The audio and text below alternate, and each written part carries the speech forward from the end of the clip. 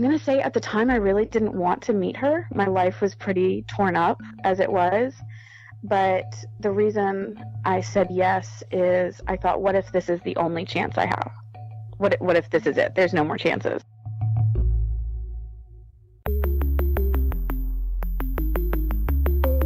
Who am I? Who am I? Who am I? Who am I? Who am I? Who am I? Who am I? This is Who Am I, Really?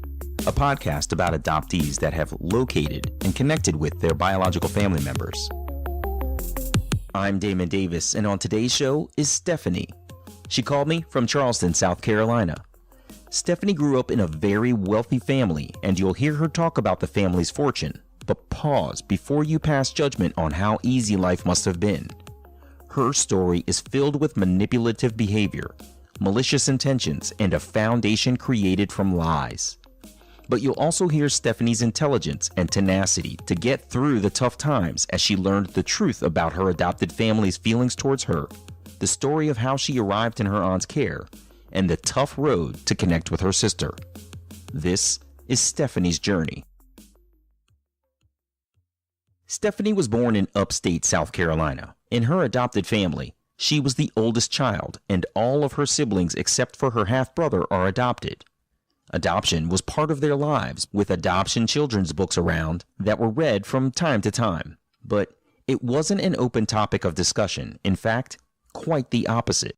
My parents did not like talking about my adoption, and it wasn't that they ever told me, you're not allowed to ask any questions. But when I would start speaking about it, the only way I've known to describe it is like this thunderstorm suddenly came over my mother's head, and just the entire mood just changed.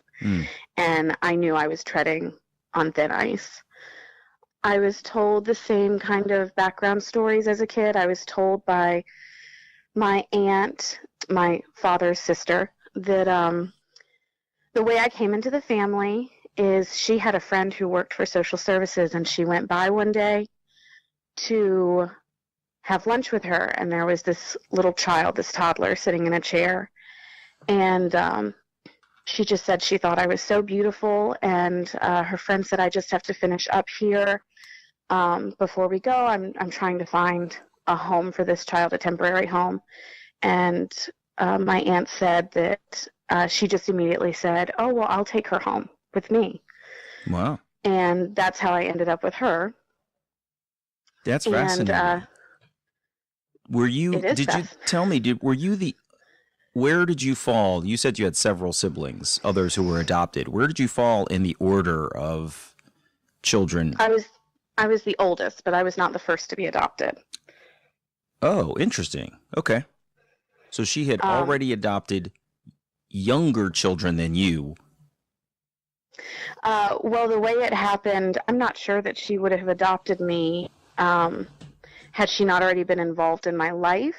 My mother, had she not already been involved in my life before she got her 2 stork drops. So they were trying to have children, and my mother had 2 ectopic pregnancies that nearly killed her. And so they looked into adoption, and the way she always told it was the doctor asked about bonding with a child that wasn't naturally hers, and she said she laughed him off and said, I have no problem bonding with animals that aren't even of my species, so that won't be an issue.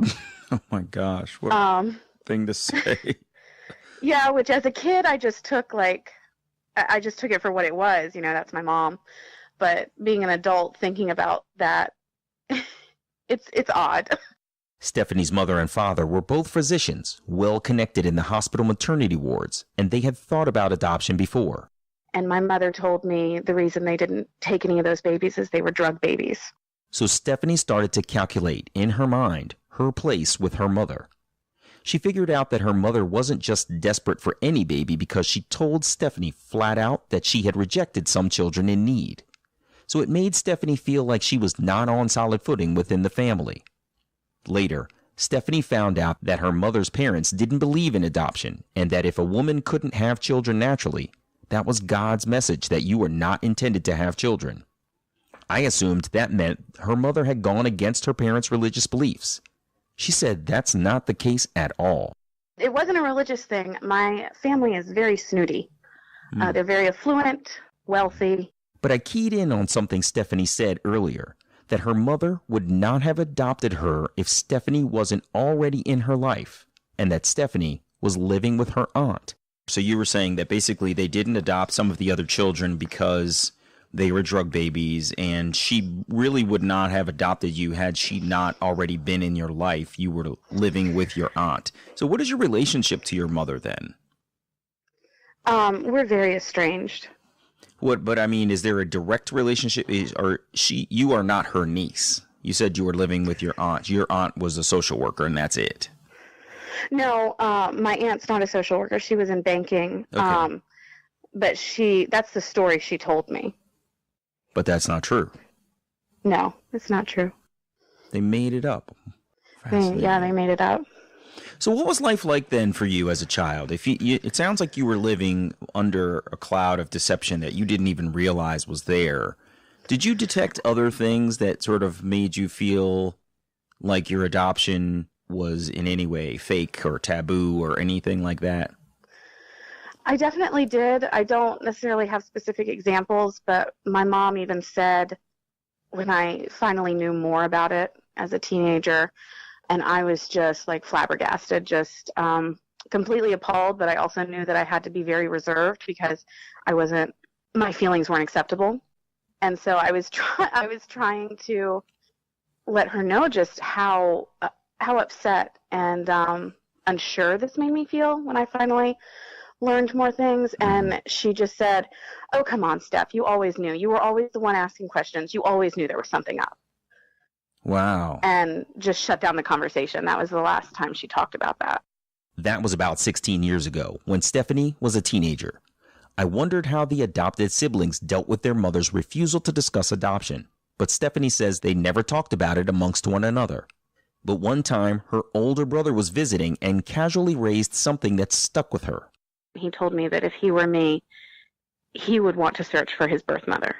Stephanie said she used to ask her mother about adoption in front of her siblings, intentionally, to have backup on the topic by trying to surround herself with others who were also impacted by her parents' answers. I do know that one time I asked the question and my sister was old enough to follow up, and I know my mom didn't like that. So my mom told me the usual story, and then my sister pipes up, I think from the back seat, we were driving, and asks her what she knows about her, and she says, "I know that your birth mother was 18 and your biological grandfather was some type of engineer." And then that leads the way for my youngest sibling, my brother, to ask something about him, and that's when I found out that I always knew he was premature, but he asked what they knew, and my mom said, "We don't really know much. She intended to keep you, and you were born premature, and she couldn't afford the medical care." Even as a kid, of course I didn't say anything, but even as a kid, I just remember my heart clenched.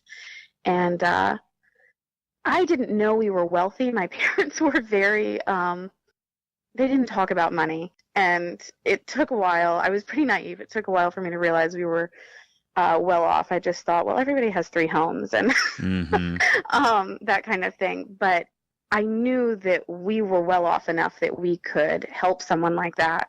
And so I remember my heart clenching, and I thought, that's how sad. Like, I wonder why they couldn't have just helped her until he was better.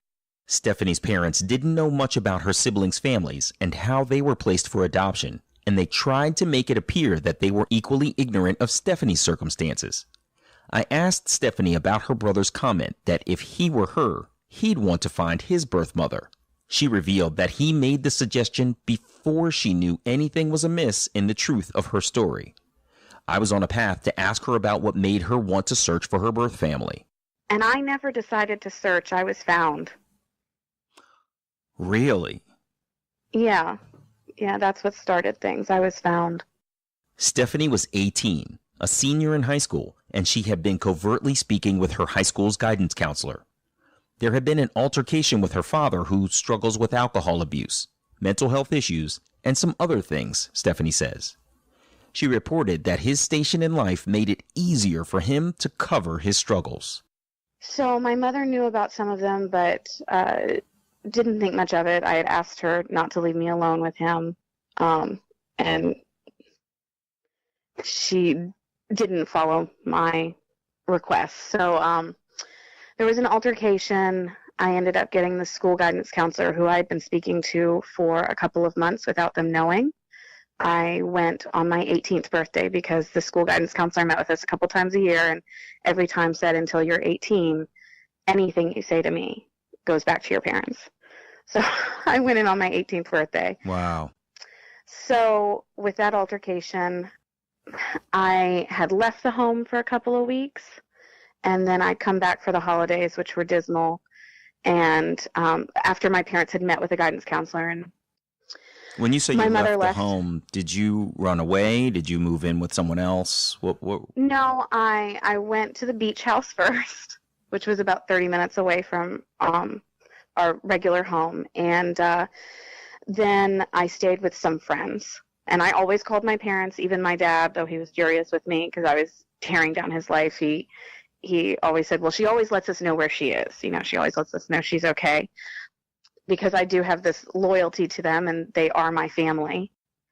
And anyway, my mother left. I don't know why she thought that was a good idea, but she went out of town to New England to look at boarding schools with my brother. And during that time, my father kicked me out of the house for good. And I again stayed with some friends until my aunt asked me to come live with her.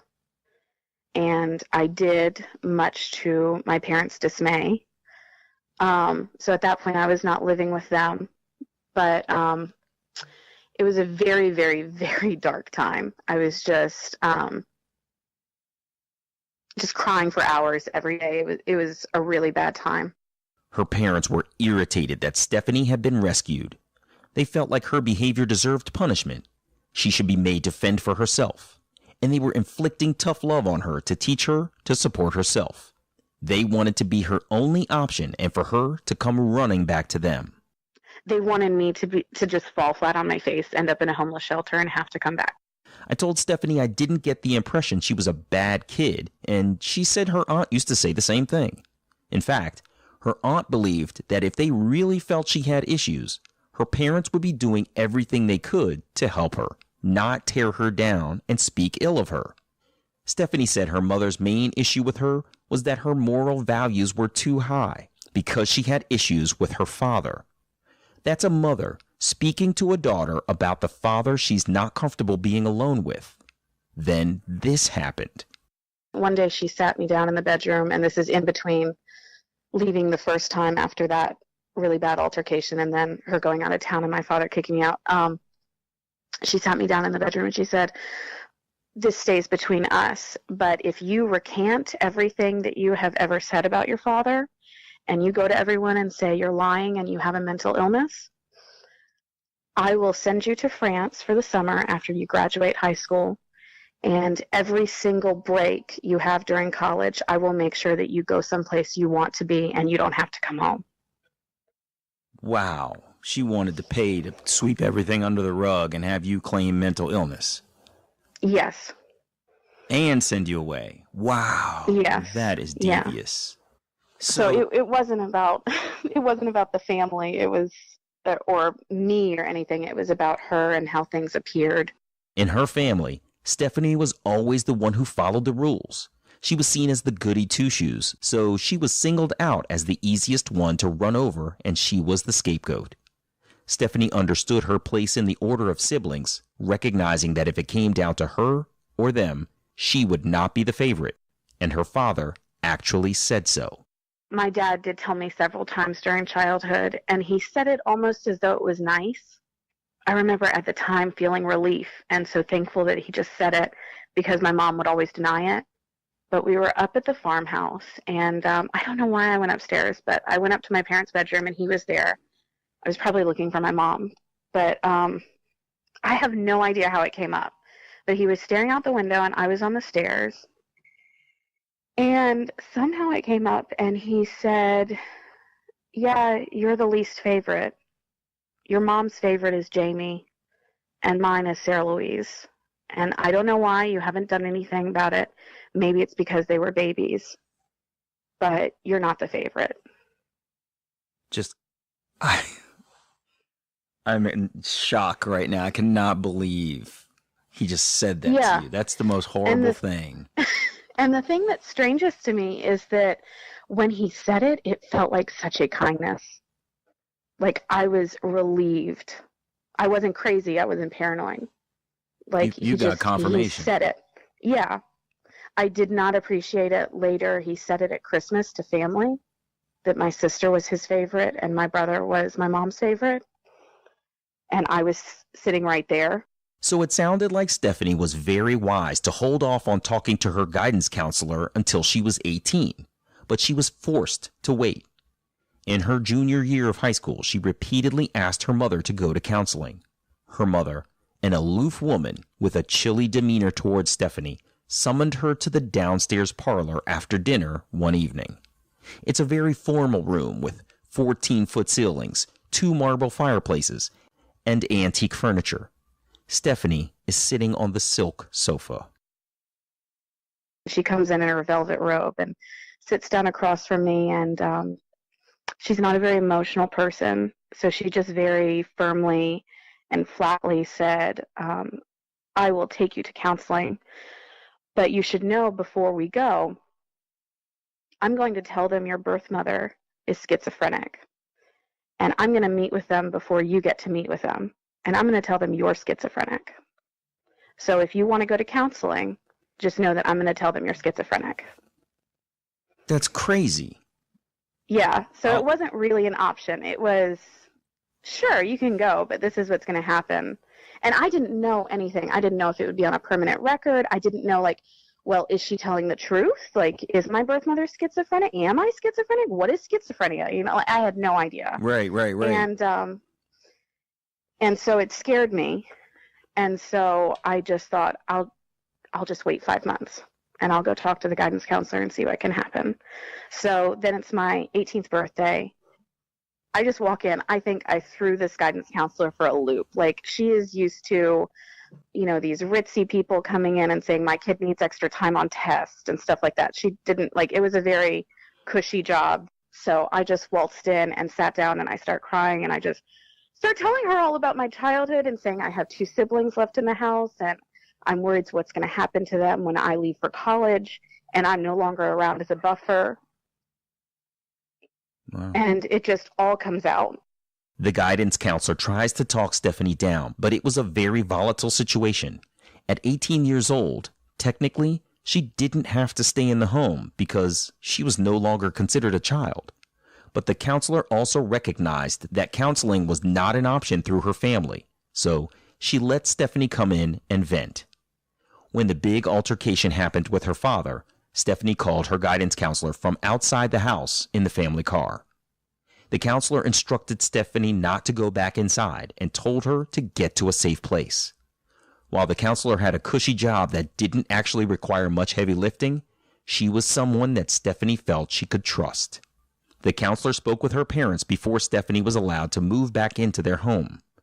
She initiated a Department of Social Services case too, but the counselors who showed up to her parents' humongous house only handed her father pamphlets about anger management and addiction, which he threw in the trash. There was no mandate for counseling. Basically, nothing had changed. Her parents were threatening to sue her for defamation of character, and the whole situation was crushing her. At that point, Stephanie was living with her aunt. And I go to school for a normal day, as normal as it can be under the circumstances. Yeah. And I'm in AP English, and my principal shows up at the door, and he pulls me out, and he says, there's a woman here named Tammy McGraw. And at that point, I did know her name, because I had been out of my parents' home, and I found out, and I look at him and I say, that's my birth mother. And he goes, well, do you want to meet her? Wow. And I was 18 and the school was very well aware of the issues with my family, so they did not call my family. Mm-hmm. It was purely up to me, and it was like the first time that anything had been just up to me. And I'm going to say at the time I really didn't want to meet her. My life was pretty torn up as it was. But the reason I said yes is I thought, what if this is the only chance I have? What if this is it? There's no more chances. Mm-hmm. So in a snap decision, I said yes. But I said, I don't want to meet her alone. I want you to be there with me. And so he said, we can do it in the office. And we both walked back to the administration room, and he was telling the receptionist, I think, something, but my birth mother saw me out of the corner of her eye, and she just whipped around. And she had 2 other people with her. And she grabbed me and pulled me outside. I wish she'd pulled me out to the front of the school, but I really didn't know what I was doing, and she pulled me out to the green. So, like, all my classmates are out there, the entire school. And it's not just the high school. It's middle school. It's the elementary school. Everybody's out there. Just, it's a break time. So, and she just starts talking a mile a minute, and the principal follows us out there, and everybody can see me. And I just remember that, like, all eyes being on me. Oh, my God. And she's clearly not stable. She's very odd. I can tell that the dynamic between her and her husband is off, and the dynamic is weird with my birth sister who's there, and like she gives them permission to hug me, but it's a very awkward hug. And she starts talking about she's bought me homeschooling books so that I can come move with her. She's out of state and finish the school year with her because she knows I'm not living with my family. That she can take me today. Like, we can go. We can leave now. And I can graduate in her house, in her state, through homeschooling. And I'm just utterly lost. Like, I want to drop into a puddle on the ground and just disappear. Stephanie has no recollection of how things ended, and she has no idea how she made it through the rest of the school day. She left to pick up her aunt from work because she was borrowing the car, which needed gas. And we stop at the gas station, and she says, I have something to tell you. And I'm just waiting for it. I'm just waiting. She goes, your birth mother is in town. She's brought the family. Last night she was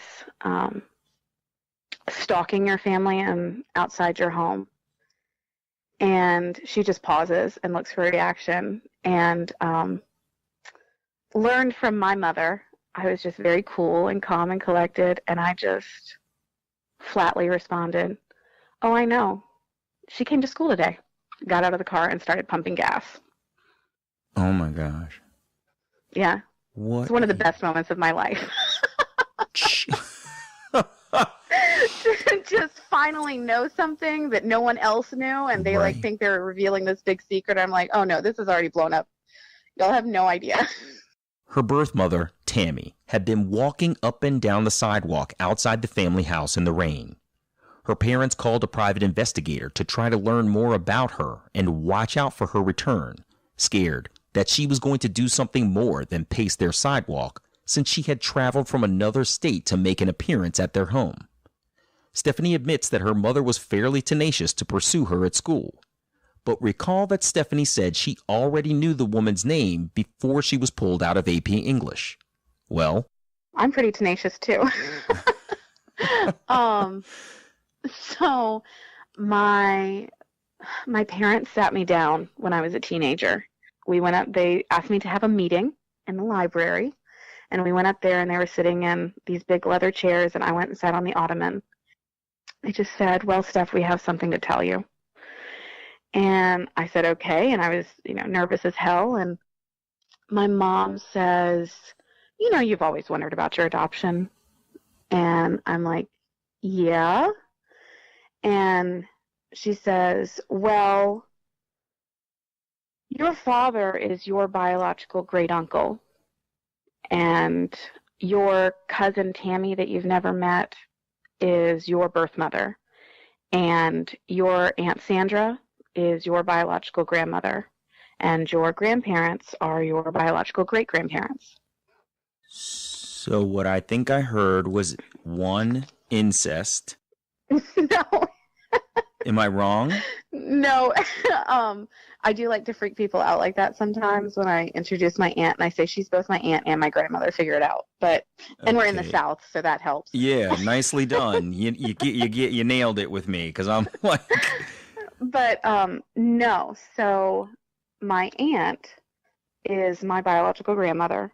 Her child is my birth mother, and her brother adopted me. her brother, your dad. My dad. Yep. Yep. Really? So Yeah, and you they were all in kept the it from me. You were in the I was family. in the family. They told me all of this, and the conversation took less than 5 minutes. And I didn't know at the time, but they called my aunt after, and my aunt said, how'd she take it? And my mom said, oh, fine. Like, she went back to her room. It's fine. And it was not fine. I just, like, I'd been trained. I can't say anything. Like, what am I can't, turn the table over and say, what the hell, people? Like, are you kidding me? Yeah. I knew, like, there was no recourse for me. So I just silently took it and I went to my room. Stephanie always wished she had baby pictures of herself. But throughout school, when people had infant photos to share for class projects, she could never contribute. With that new information, Stephanie realized her initial thought that her baby pictures had been lost by social services during her adoption was a story she made up herself. The baby pictures she never saw had deceptively been withheld from her. Stephanie asked to see her baby pictures, but her mother never followed through with the request. She learned later that her mother had immediately called her aunt, whom we now know as her biological grandmother, to tell her to cut Stephanie's birth mother out of all of her baby pictures. But realize that's her own daughter she would be cutting out of those photos, and Stephanie knows about her generational connection to her grandmother/aunt, and that deeper connection made her aunt a threat to her mother. Her mother put some distance between Stephanie's aunt and themselves, but they still went to her home occasionally. I searched through the house and I found the photos, and I didn't just find the ones that were cut up. I found the ones with my birth mother in them. Really? And I stole them. Yeah, I stole them. Way back, like before you were 18. This is 14, 15, 16. Yeah. Yeah, and I stole them and I took them to my house, and I used to just stare at them. So I'd look at them like every day alone in my room, and it may only be for a few minutes. It may be for an hour. But I would just stare at them. I'd put my pictures next to her pictures, and I didn't know anything about it, but there was another baby in the photos. And I'd wonder, and I'd make up stories, and I'd ask myself questions and try and figure out who's that other baby, why haven't I heard about them, who can I talk to about it, etc. But then one day I get home from school, and I go to my dresser, and I open it up, and the pictures are gone. Mm-hmm. No one said anything. I have no idea what happened to them. And I'm waiting, like I'm, sweating bullets, waiting for my mom to just rake me over the coals. But nothing ever happens. So then I find out, like, 10 years later, in my 20s, I'm talking to my aunt. I'm like, the pictures disappeared, and I have no idea what happened to them. She was like, oh, your nanny found them. And she took them because she didn't want you to get in trouble, and she gave them back to me. Oh, my gosh. And I'm like, what? So she just never said a word and just took them and gave them back to my aunt.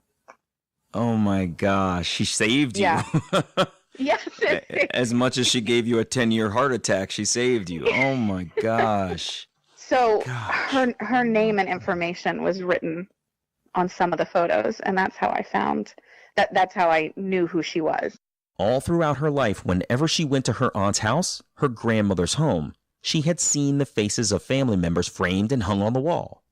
The story was that most of those were distant relatives that the family didn't see very often. But when she stole the pictures of herself and her birth mother, the woman's face was familiar because Stephanie had seen her on the family picture wall.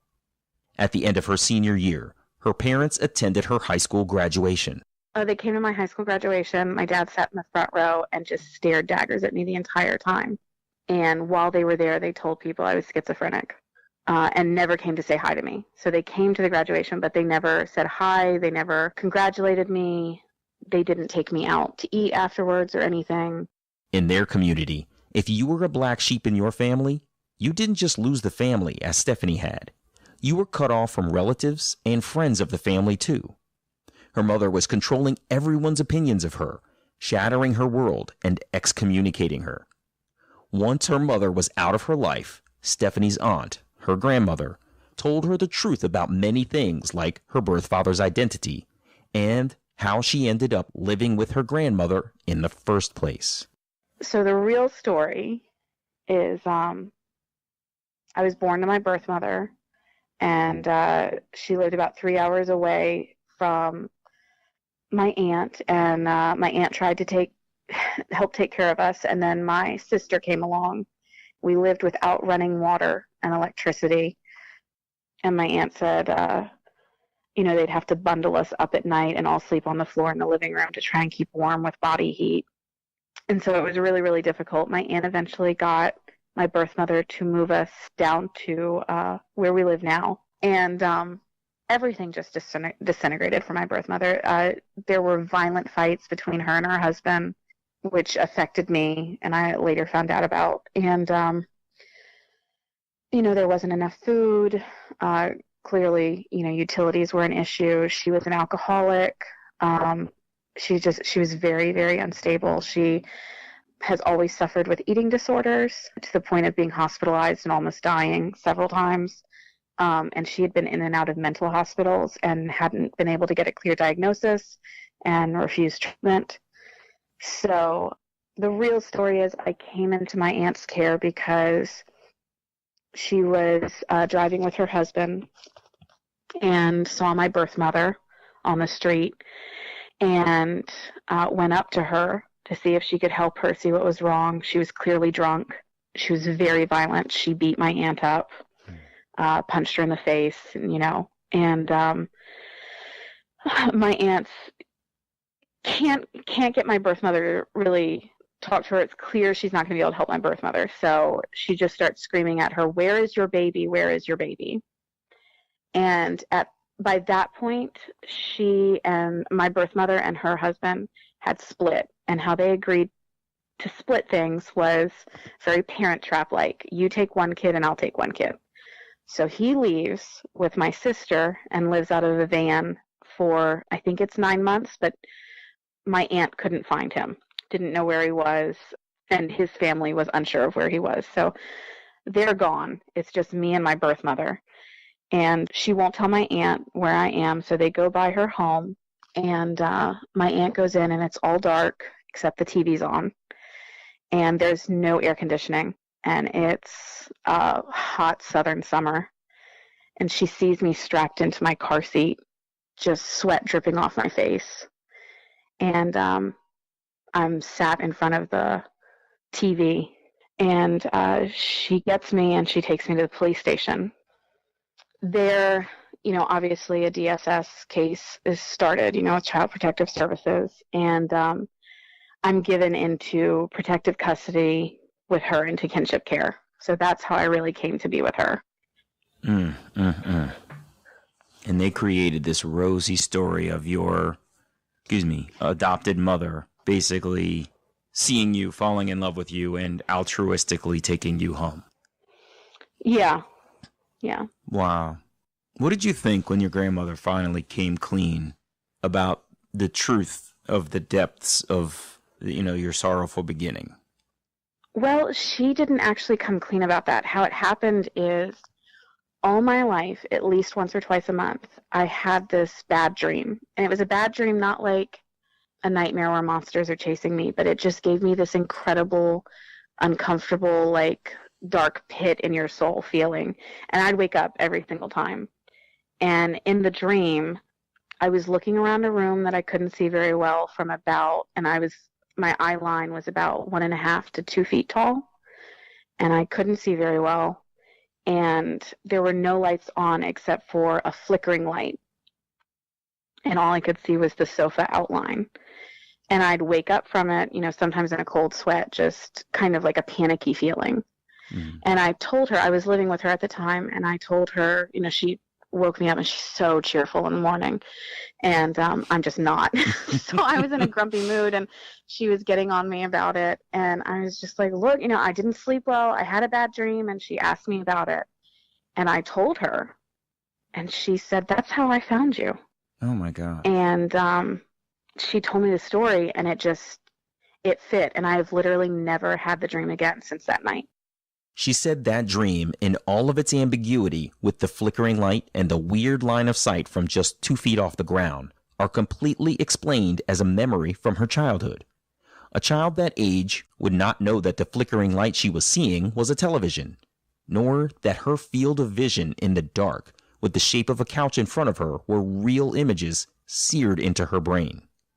Stephanie feels like that's her first memory, and it's affected her deeply for many years. Her aunt said she doesn't know specifically how Stephanie was treated while she was in her parents' care, but she does know that she was lucky to encounter her daughter on the street that day and to find her own granddaughter and rescue her. After high school, Stephanie wanted to take a gap year to clear her mind. She thought she might volunteer, be an au pair, or go to the Peace Corps. Just get away. But her aunt was insistent that she go to college. Her parents paid for school, but they nitpicked over what they would pay for along the way, refusing to shell out full price for books from the university store, and they refused to pay for piano accompaniment for her, a necessity for Stephanie's success as a voice major.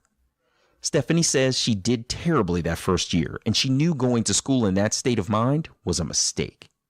But she went to school with the knowledge of her birth father's identity and the fact that the other infant in her baby photos with her birth mother was her sister. Stephanie went online, searching for her birth father, learning about adoption registries, trying to gain access to her original birth certificate, and discovering the community of search angels. I didn't go through proper channels or anything. I just had some good Samaritan search angel take pity on me.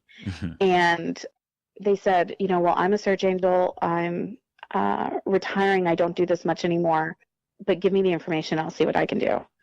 And within days, she had information. She did not find him, but she found his family. And I must have been a lot braver then, or just out of my mind, because I just picked up the phone and called. I just started calling, and I guess it was just this feeling of the worst they can say is no. Right now, I don't know. The worst they can say is no. I've already lost my whole family, and that's what I was searching for. Is I don't have the family I grew up with right now, and I missed my siblings terribly. I still do. It's the worst part of it. But, maybe I can have a different family. Maybe I can have something. It won't ever replace it, but maybe I can have something. She starts calling phone numbers, and she got to some cousins. Completely opposite of the opulent surroundings Stephanie was raised in, these were salt-of-the-earth, regular folks from the country. They were really happy to hear from her, even though they weren't very close to her birth father. They gave Stephanie her birth father's information. Stephanie wishes she had been more careful keeping her cousin's information because they were so welcoming to her. And they said, no matter what he says, darling, you always have a family with us.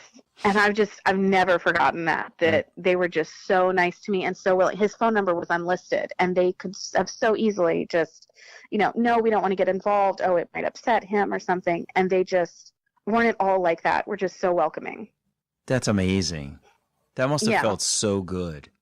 It did. It still does to this day. After all that you went through to even get to that point, that must have been amazing. So did you get to call him?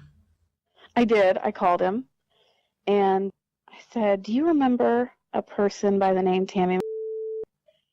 And he says, yeah. I'm like, uh-oh. Like, he's nervous, like he knows what's coming. And I say, well, I think I'm your daughter. And he just kind of pauses. He takes it better probably than I would have if I got that phone call. Mm-hmm. And he just pauses. He's very calm about it. And he's just like, okay, so what do you want to know? Stephanie asked all of the basic questions like, what's his eye color and how tall is he? She quickly learned that at 5 feet 2 inches tall, she missed out on his genetic contribution because he's 6 feet tall. When he heard how short she was, he laughed a bit. He shared that he has blue eyes, like herself. I found out that he was a musician and played guitar and sang. And, I was a singer. Yeah. And that felt really, really good because my mom always hated that I was musical. She just really, really hated it. And I always planned to go to conservatory. Mm-hmm. And with everything that happened with my family, they refused to send me to a conservatory. So I ended up going to a state school. But it felt really good to have those things confirmed. And I said I didn't want to meet him until we had a paternity test. Back then, 23andMe and Ancestry DNA weren't the prevalent research tools they are today, so Stephanie had to do the paternity test the old-fashioned way. Her aunt, who wasn't very well off, had some savings bonds that she cashed in for the $415 fee to do the paternity test. I had a friend drive me to paternity tests near the college. Then he drove 2 hours down to the same paternity place and was tested. And I had told him I didn't want to meet him until after the results were in, but he called and said, "Hey, I'm here. I know you said you didn't want to meet, but can I just see you?" And he said, "I've got my family with me, my wife and daughter." And so I had a friend who was dating somebody, and neither of us had cars, but he had a car. He was older. And I said, "Girl, you need to flirt like you have never flirted before, because he needs to drive me to see my birth father." And and she did. Wow. And so this guy who had no idea what he was getting into drove me and my friend to meet my birth father. And we did, and he hugged me and introduced me to his wife and daughter.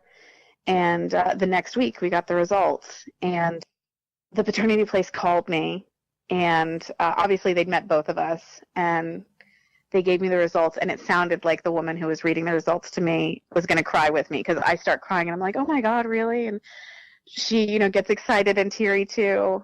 And then I wanted to wait. I wanted to wait so bad and to see if he would call me, because I knew that they had told him. And I could only wait like 15 minutes. I was like, well, screw it. I'm calling him. So I called him, and he was happy and teary, and yeah, we got the results and all this type of stuff. So I went up to stay with him for a night. Her birth father lived right in the area where Stephanie was born, and it was exactly the opposite of her experience growing up. Her birth father lived in a single-wide trailer with a built-out porch down a dirt road. He told Stephanie he was a little worried about her if she would go stay with him and his family if she didn't even know them. I had to tell him, I was like, well, before we agreed to do paternity testing, me and my aunt drove, I guess it was about 5 hours. And I said, we drove 5 hours there and back just to drive by your house a couple of times. And I had already seen your daughter. She was outside riding her bike when I drove by. And so my aunt knew where I was. I knew where I was going. But I didn't want to tell you that because it's stalkerish. A little, but wow, that's crazy. So he was like, well, that does make me feel better that you know more than just go someplace you don't even know. Stephanie had seen her younger half-sister in the yard, and things were going well in reunion so far. So she began to ask her birth father about the other infant in her baby pictures. Actually, her aunt, her grandmother, knew where her sister was. She was still in high school, living with the family that raised her, but she was never formally adopted. Her sister had the exact opposite situation from Stephanie, whose maternal great-uncle raised her. In Stephanie's sister's case, her paternal great-aunt raised her. Initiating contact, Stephanie wrote her sister a letter. Then they began speaking by phone. Stephanie remembers meandering about campus, talking to her sister on her cell phone in the courtyard at night because her dorm room had no privacy. It was good conversation. We have very different backgrounds, just like me and my birth father, just the way we were raised. But it was a good conversation, but then all of a sudden it stopped. And the letter writing and everything, and I got a note saying, "Don't contact me. I think that you are in cahoots with our birth mother. I want nothing to do with her. I think that she's really writing these letters, and it's not you." And it was just very kind of paranoid. My aunt and I actually drove up after that because I thought, well, if I could just see her in person, maybe she'll realize, like, I'm not that bad. Right. And we went to her house, and she refused to see me. But she has, the person who raised her, who she calls mom, she's very fragile, kind of like my mom. My sister says she always told her the truth and never tried to skew her mind. But I feel like maybe she, that's the person she trusted the most was her mom. And I feel like maybe she wasn't happy with me coming into her life. Their relationship shattered too for over 10 years. Then, in 2016, Stephanie's tenacity kicked in again. She located her sister online within minutes. She got all of her information, including her married name and the fact that she had 3 children. She reached out to her sister's father, the man her birth mother married while she was pregnant with Stephanie.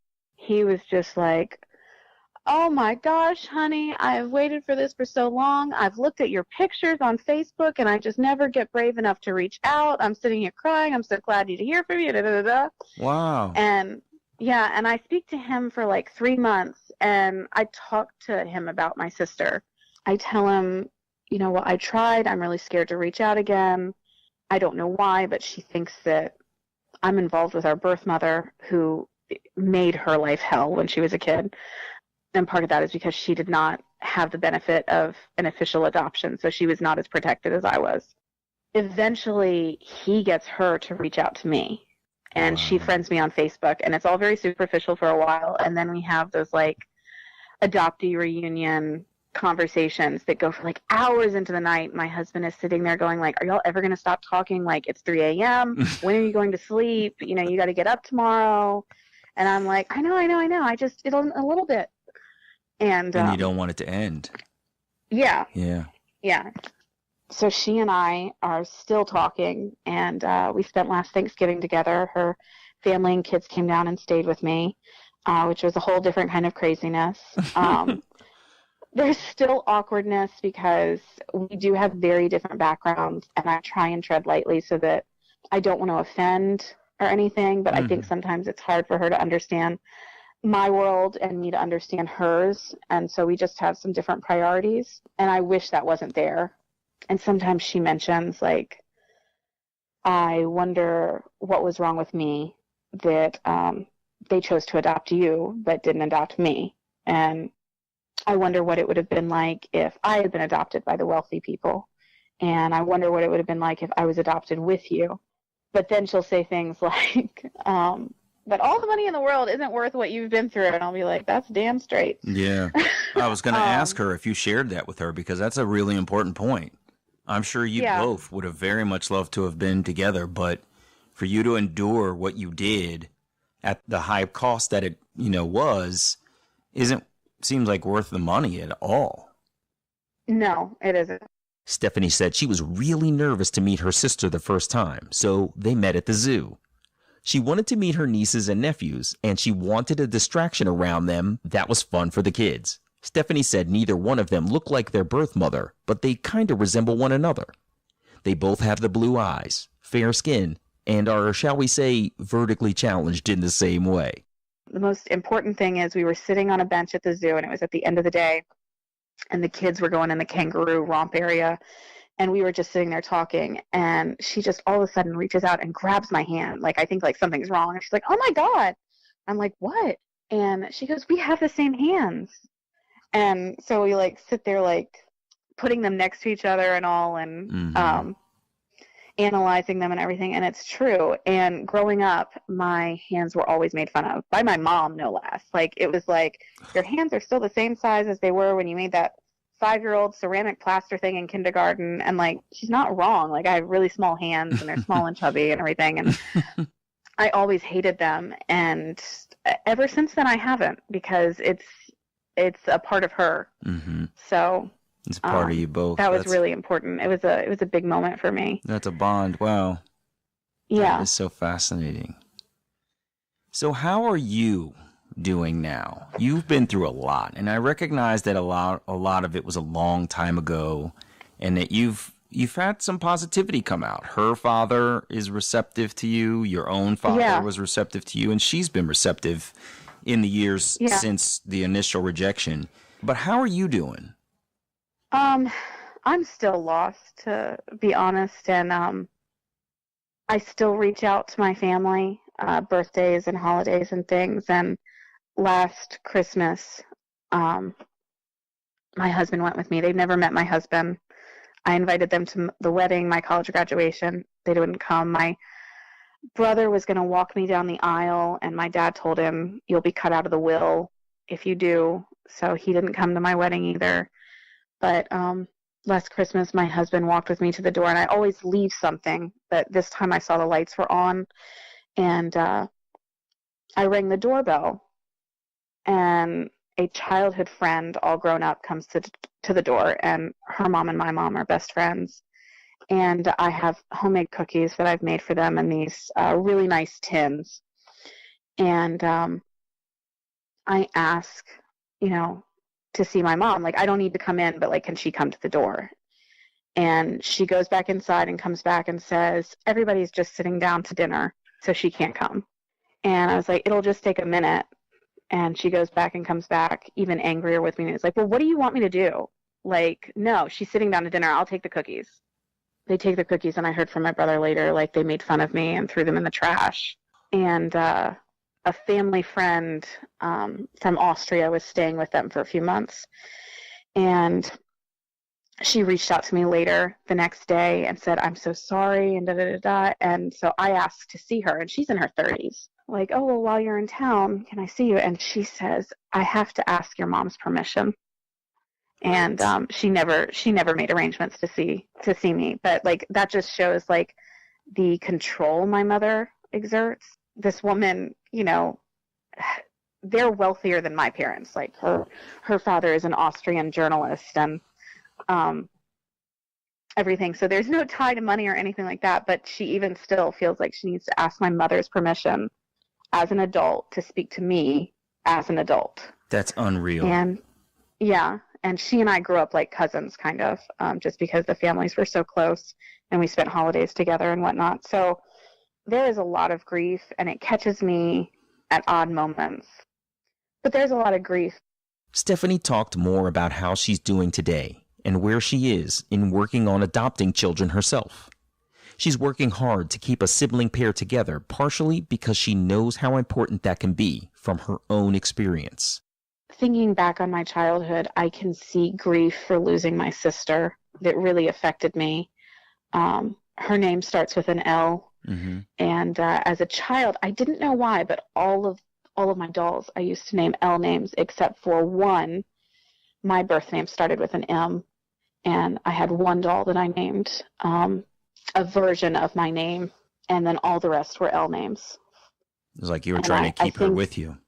Yeah, and there's this picture of me with my adopted sister at a party, and I'm 3 or 4 years old maybe, and it's this very artsy black and white picture, and my sister's face is just lit up. I think she's holding a balloon or something, and there's all kinds of kid stuff going on.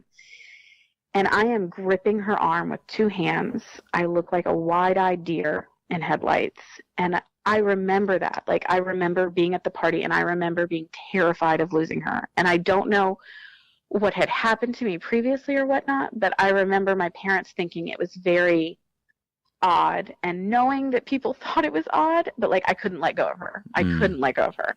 And I was a very gentle child, but the one time my parents got called on me for fighting, we were up at the Homestead Resort in Virginia, and they had this kids club. My parents got called that they had to come pick me up because I'd been fighting. And I remember it. There was this other child there who said, she's not your sister. And she was trying to play pretend, and it was not okay with me. And she was like, she's not your sister. She's my child. Da-da-da-da-da. I'm her mama. She's not your sister. And I lost it on her. Like, I shoved her into the wall. She went over a table. Like, it was just like, bullshit. That is my sister. Wow. And I'm having none of this. And my parents got called, and we were never put in the kids club again. And I remember that. Like, wow. I was not a fighter, but I just lost it. Yeah. Yeah. You felt that, you felt the loss of your sibling from so many years ago. That is incredible. Yeah. Wow. Gosh, I would love to say I hope that your family comes around one day, but it sounds like your mother has a grip on the entire community and tentacles out to everybody y'all know to make sure that your exile continues. And I'm sorry for that. It does, and I still hope that it doesn't. I had a therapist ask me one time, like, why do you still send cards? Why? Like, I sent flowers for my sister's birthday. And why do you still do that? Why do you still reach out? And I said, because I don't want to have any regrets. And I know they may not love me, but I can't help but love them. I hope it turns around. I really do. Thank you. They're your family, for better or for worse. And it sounds like a lot of it was for worse, but it sounds like you're also in a really, at least a better place, having gotten out from under their thumb. But I know that it's lonely out there by yourself, and I hope it changes. That's the problem. Yeah. But yes. Yeah. Well, I thank you so much, Stephanie, for sharing your story, and I hope that other adoptees will take something away from this, because you've shown some real strength, honestly. And the fact that you're trying to keep those two together, I hope you can, find it within yourself to love them as hard as you wish that you were loved when you were younger too. I'm trying. I mean, it's easy to love them. It's just they're wonderful. So good. They're worth all of it. Very good. All right, Stephanie. All the best to you. You too. Thank you so much. Yeah, of course. Take care. Thank you for sharing. All right. Bye.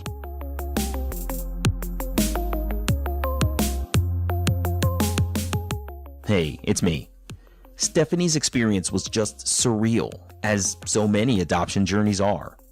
As she was telling the heartbreaking tale of her grandmother, her aunt, finding her strapped into her car seat, sweating in a home with no utilities in the southern heat, my heart was breaking for the infant she used to be. I later thought of the staunch opponents of adoption who speak in extremes when they say that a child should be kept with their mother at all costs. I know they don't mean to the detriment of the infant, as would have been the case for Stephanie, but hers is a prime example of how we have to choose our words very carefully and not speak in extremes when it comes to our desire to keep children with their birth mothers. An infant should never be coerced or bought from its mother, but when the child is in danger and the mother is not accessing or engaging with interventions offered to her, another home must be found. That part of Stephanie's journey also underscored for me another point so many adoptees and researchers have highlighted as a detriment of adoption: the scarring that it can leave on a child. The fact that Stephanie was having recurring dreams as a teenager that replayed her experiences as an infant strapped into that hot car seat shows that a child's mind does have traumatic memories burned into it at an early age. Stephanie also told me that the blueprint of her adoption is generational, as she's currently working to adopt and unite children in her biological family. Let's just say another terrible situation has introduced new cases of children in need of another home because parental rights were terminated. The siblings in Stephanie's biological family were separated in foster care, but Stephanie is working hard to fight to keep the siblings together. I told her I thought it was very admirable that she's fighting against a separation like that of herself and her sister. I'm Damon Davis, and I hope you'll find something in Stephanie's journey that inspires you, validates your feelings about wanting to search, or motivates you to have the strength along your journey to learn, who am I, really?